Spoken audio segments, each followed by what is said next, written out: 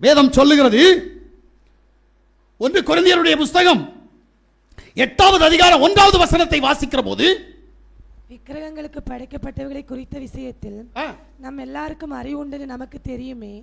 அறிவு இருமாப்பை உண்டாக்கும், அன்போ பக்தி விருத்தியை உண்டாக்கும். வாசிக்கப்பட்ட வேத பகுதியில் அப்போஸ்தலனாகிய பவுல் திட்டவட்டமாக சொல்லுகிறார், பக்தி ஏன் அற்று போய்விட்டது? அன்பு இல்லை. அன்பு இல்லை. அன்பில்லாத காரணத்தினால் பக்தி போய்விட்டது. தேவ பக்தி போய்விட்டது. அன்பு இல்லை. இதுதான் உண்மை. நேற்று நல்லா தானே இருந்த, இன்னைக்கு உனக்கு இந்த கெதி வர்றதுக்கு காரணம் என்ன? ஏன் சாபம் உன்னை மோதி அடிக்கிறது? ஏன் பிசாசு உன்னுடைய குடும்பத்தில் கிரியை செய்கிறது? நீ நேசிக்கிற பிள்ளையிடத்தில் ஏன் பிசாசுனுடைய கிரியைகள்? நீ நேசிக்கிற மனைவியிடத்தில், நீ நேசிக்கிற புருஷனிடத்தில் ஏன் பிசாசானவன் குடிகொண்டிருக்கிறான்? அறிகிற அறிவு ரொம்ப முக்கியம். நீயும் வாழ்ற, ஓ முன்னாடி ஒண்ணும் இல்லாதவனும் வாழ்றான். அவனுடைய வாழ்க்கைக்கும் உன்னுடைய வாழ்க்கைக்கும் ஏணி வெத்தி ஏறினாலும் எட்டாத தூரத்தில் நீ நின்று கொண்டிருக்கிறாய் விசுவாசத்தில். ஆனால் நீ என்ன சொல்லுகிறாய்? நான் விசுவாசி, நான் தேவனுக்கு பிரியமானவன், தேவன் என்னை நடத்துகிறார். எல்லாரையும் தான் நடத்துவார், ஒன்றை மட்டும் இல்லை, புறஜாதிகளையும் நடத்தி கொண்டிருக்கிறார். நான் அந்த நடத்துதலை பற்றி பேசவில்லை.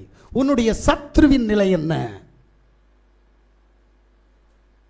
சரியாக புரிந்து கொள்ளுங்கள். உன்னுடைய சத்ருவின் நிலை என்ன? புரிதல் வேண்டும். நேற்றைய தினத்தில் என்னுடைய நண்பனை நான் பார்க்கும்படியாக கடந்து போனேன். எனக்கு சந்தேகம், இவனுக்கு ஏன் இந்த காரியம்? நான் அவன்கிட்ட ஒரு காரியம் கேட்டேன். மக்களே, உனக்கு ஆக்சிடென்ட் நடக்க நேரம் உனக்கு என்னன்னு தெரிஞ்சிச்சான்னு கேட்டேன். மக்களே, எனக்கு ஒன்றும் தெரியல. நான் போய் கயிறு கட்டினது கூட எனக்கு தெரியாது. வண்டி வந்தது எனக்கு தெரியாது.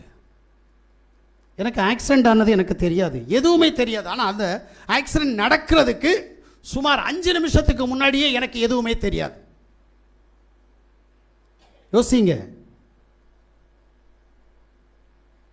என்ன நடக்குன்னு உனக்கு தெரியாது. நடக்கிறது ஆட்டோமேட்டிக்காக நடக்கும். அவன்கிட்ட சொன்ன வார நேரத்தில் எழும்பி நடந்து வர முடியாத ஒரு புத்தன் என்னை கொண்டு வீட்டு வாசல் வெளியே விடுற நேரத்தில் சொன்னேன், மக்களே, உனக்கு நடந்த ஆக்சிடெண்ட்டில் எனக்கு பலத்த சந்தேகம். அவன் ஒரு வார்த்தை சொன்னான். மருத்துவர் சொன்னாருங்க, உயிர் கிடைக்காது, உனக்காக அநேகர் ஜெபித்த ஜெபத்தின் மூலமாக நீ உயிர் தப்பி பிழைத்தாய் என்று சொன்னார். அடுத்த ஒரு வார்த்தை சொன்னான், எனக்கு யார் என்ன செஞ்சாங்கன்னு தெரியல, எல்லாத்தையும் கடவுள் பார்த்துக்கட்டும், நான் இதுக்காக எதுவும் செய்ய போகிறதில்லை. உண்மையில் எனக்கு அவனுடைய அந்த உறுதிப்பாடு எனக்கு ரொம்ப பிடிச்சிச்சு. கடவுளை அறியாதவன். நான் இதற்கு முன்பாக பல வருடங்களுக்கு முன்பாக இருந்த ரோமன் கத்தோலிக்க மார்க்கத்தில் இருக்கிறவன். அவனுக்கு அந்த நம்பிக்கை இருக்கிறது. உனக்கு இருக்கிறதா? வேத புஸ்தகத்தை எடுத்து வேதத்தை வார்த்தையை கேட்டு இதன்படி வாழ வேண்டும் என்கிற சத்தத்தினுடைய ஊடாய் கடந்து போற உனக்கு அந்த நம்பிக்கை, அந்த விசுவாசம் உன்னிடத்தில் இருக்கிறதா என்று கேட்டால் இல்லை. ஏனென்றால் பணம் வந்து விட்டது, ஏனென்றால் புகழ் வந்து விட்டது, ஏனென்றால் பெயர் வந்து விட்டது. தயவு செய்து சொல்லுகிறேன், இந்த உலக சிற்றின்பங்களுக்கு மயங்கி உன்னுடைய பக்தியை அற்றுப்போக பண்ணாதே. எனக்கு தெரிந்து அந்த ஊரில் அவன் ஒரு பணக்காரன், என்னுடைய நண்பன். அந்த ஊரில் ஒரு பேர் சொல்லக்கூடிய பணக்காரன். கொஞ்சம் யோசிங்க, ஒரு போட், கடலுக்கு போகக்கூடிய ஒரு போட் 1,50,00,000 ரூபாய். இப்படி 5 போட்டுக்கு சொந்தக்காரன். அவனுக்கு அந்த திமிர் இல்லை. ஆனால் தேவன் யார் என்று அறிகிற அறிவு அவன்கிட்ட இல்லை. ஆனா நீ ஒன்ன யோசிச்சு பாரு. அப்ப ஏன் உன்கிட்ட இருக்கிற பிசாசு போகல? ஏன் உன்கிட்ட இருக்கிற பாவம் போகல? ஏன் உன்கிட்ட இருக்கிற பாரம்பரியம் போகல? பக்தி அற்று போயிட்டது, அன்பு தனித்து போய்விட்டது. அல்லேலூயா. சங்கீதங்களுடைய புஸ்தகம் 4வது அதிகாரம் 3வது வசனத்தை வாசிக்கிற போது, பக்தி உள்ளவனை யார் தமக்காக தெரிந்து கொண்டார் என்று அறியுங்கள், நான் யாவை நோக்கி கூப்பிடுகையில் அவர் கேட்பார். வேதம் என்ன சொல்கிறது? பக்தி உள்ளவனை யாவா தமக்கென்று தெரிந்து கொண்டார். அப்போ உன்கிட்ட பக்தி இல்லைன்னா உன்னை என்ன செய்வார்? வாஷ் அவுட் பண்ணுவார். அவ்வளோதான், முடிஞ்சு, உன் கதை முடிஞ்சிச்சு. பிரைஸ் இயேசுவா, அல்லேலூயா. தயவு செய்து கொஞ்சம் நாம விழித்துக் கொள்ளணும். எனக்கு இருக்கிற பாரம்பரிய கட்டு என்னை மோதி அடித்துக் கொண்டிருக்கிறது. சாபம் என்னிடத்தில் கிரியை செய்கிறது. என்னுடைய பாரம்பரியம் என்னுடைய கற்பத்தின் கனியிடத்தில் கிரியை செய்கிறது. நான் என்ன செய்வது? ஒன்னும் செய்யாத. முதல்ல அன்பு செய். பக்தியை முதல்ல என்ன செய்? பெருக பண்ண. தேவ பக்தி உன்னிடத்தில் பெருகணும். இன்னைக்கு பக்தி குறைஞ்சு போகுது. உன்னுடைய கிரியை எல்லாருக்கும் தெரியும். முதல்ல ரகசியமா இருக்கும், அப்புறம் பரிசியமாயிரும். கடைசியில் பார்த்தா உனக்காக யாரும் திறப்பில் நிற்க மாட்டார்கள். உண்மை. ஒரு நாள் நீ கைவிடப்படுவாய். உன் நிலை என்ன?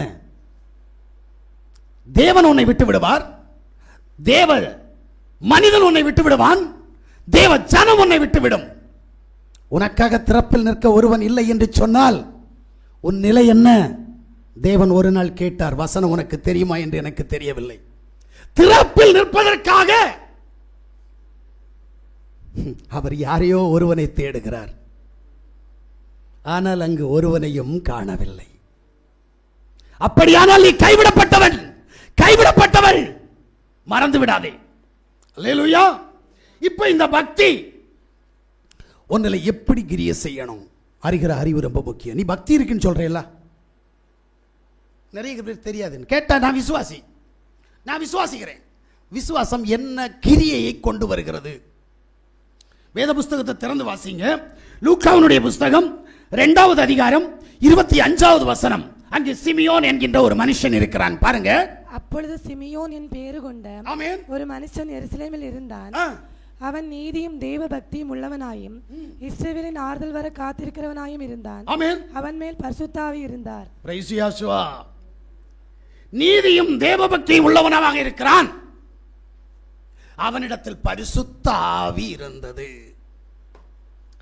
தேவ பக்தி யாரிடத்தில் இருக்கிறதோ நீ கேட்க வேண்டாம், நீ கேட்க வேண்டாம், பரிசுத்த ஆவி உன்கிட்ட வரும். சும்மா துள்ளண்டாம், சும்மா அந்நிய பாஷைன்னு சொல்லி தேரா பாரா தேரா பாரா தேரா பாரா கத்தண்டா, ஓ க்ளோரி கத்தண்டா. என்ன அப்படின்னா, பரிசுத்த ஆவி உன்னிடத்தில் வரும்போது அது பாவத்தை குறித்தும் நீதியை குறித்தும் உனக்கு பிரசங்கிக்கும். யோசிச்சு பாரு. நீ பாவம் செய்வதற்கு முன்பாக உன்னை அது எச்சரிக்கும்.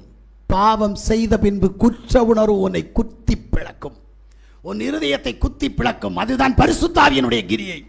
உன்கிட்ட இருக்குது, துணிகரம் தான் இருக்கு, பாவ செயல் தான் இருக்கிறது. பாவத்தை விட்டு மாற வேண்டும், நான் செய்வது பாவம் என்கின்ற உள்ளான உணர்வு இல்லை. இரண்டாவதாக ஒரு காரியத்தை பார்த்தால், அப்போஸ்தலருடைய புஸ்தகம் 8வது அதிகாரம் அதனுடைய 2வது வசனத்தை வாசிங்க. தேவ பக்தி உள்ள மனுஷர் ஸ்தேவானை எடுத்து அடக்கம் பண்ணி அவனுக்காக மிகவும் துக்கம் கொண்டாடினார்கள். பாருங்க, தேவ பக்தி உள்ளவன் தேவ பக்தி உள்ளவனுக்கு உதவி செய்வான். எப்படி? பிணம் தரையில் கிடக்கிறது, புதைப்பார் இல்லை.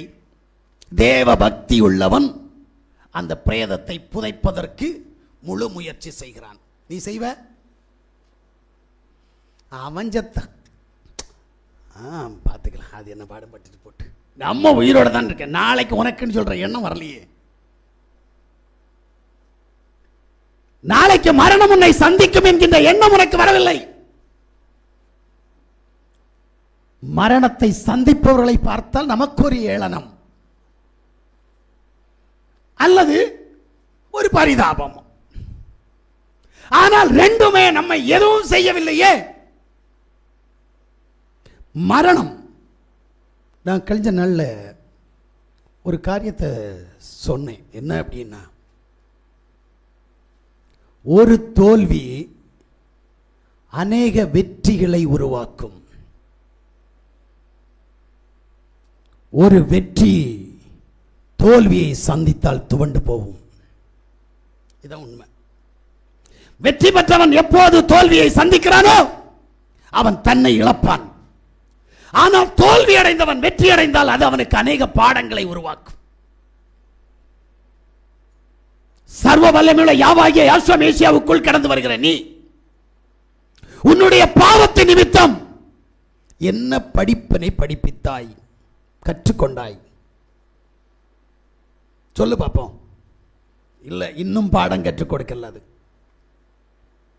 நம்முடைய பாவ வாழ்க்கை நமக்கு ஒரு படிப்பினையை கற்றுக் கொடுக்கவில்லையே. எப்படி நீ பக்தி உள்ளவன்?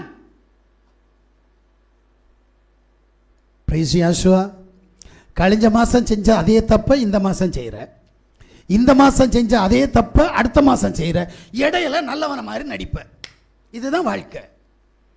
இல்ல, மாற்றம் வந்தால் உன் கிரியைகள் மாறி இருக்கும். கிரியை மாறல அப்படின்னா ஒரு நாள் நீ வாந்தி ஆவாய், ஒரு நாள் நீ கைவிடப்படுவாய். பிரைஸ் யாசுவா. உன்னை சுத்தி இருக்கிறவங்களுக்கு என்ன நடந்துன்னு ஒரு விஷயம் யோசிச்சு பாரு. நீ வேதத்தை கையில் எடுத்த பின்பு உன்னை சுத்தி இருக்கிற உன்னுடைய உறவினர்கள், உன்னுடைய நண்பர்கள், உன்னுடைய இரத்த பந்தங்கள், அவர்களுக்கு என்ன நடந்து கொண்டிருப்பதை நீ யோசித்து பார்த்தால் நீ தானா திருந்துவ. ஆனா நீ யோசிக்க மாட்ட. பிசாசு உனக்கு யோசிக்க மனசையும் தராது. ஆமென்.